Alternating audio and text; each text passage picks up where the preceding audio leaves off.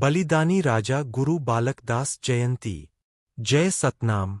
आज हम सब मिलकर उस महापुरुष को स्मरण कर रहे हैं जिसने समाज को नई दिशा दी, समानता का दीप जलाया और सत्य की रक्षा करते हुए अपने प्राणों की आहुति दे दी।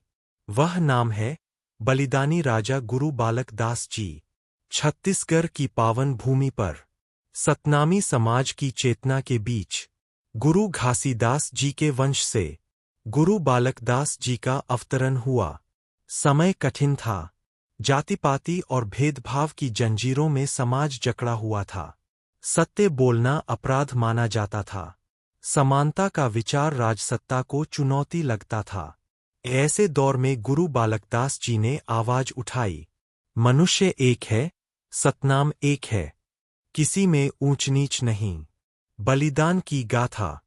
परंतु अन्याय और अत्याचार के सामने यह आवाज राजाओं और शासकों को अखरने लगी। सत्य से डरने वाले सामंतों ने गुरु बालकदास जी के विरुद्ध षड्यंत्र रचा। और फिर वह दिन आया जब समाज और सत्य की रक्षा के लिए गुरु बालकदास जी ने अपने प्राणों की आहुति दे दी। उनका बलिदान व्यर्थ नहीं गया। यह बलिदान आग बनकर फैला और समाज के हर कोने में आत्मसम्मान और न्याय की ज्योति जला दी। गुरु की शिक्षा। गुरु बालकदास जी ने हमें सिखाया कि सत्य की राह कठिन हो सकती है, पर वह अमर होती है। समानता ही सच्चे समाज की नींव है और बलिदान ही सच्ची भक्ति का प्रमाण है।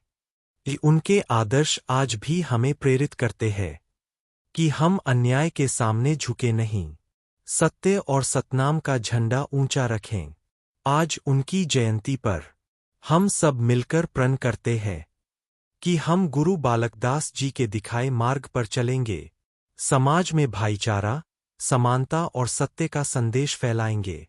बलिदानी राजा गुरु बालकदास जी अमर रहें।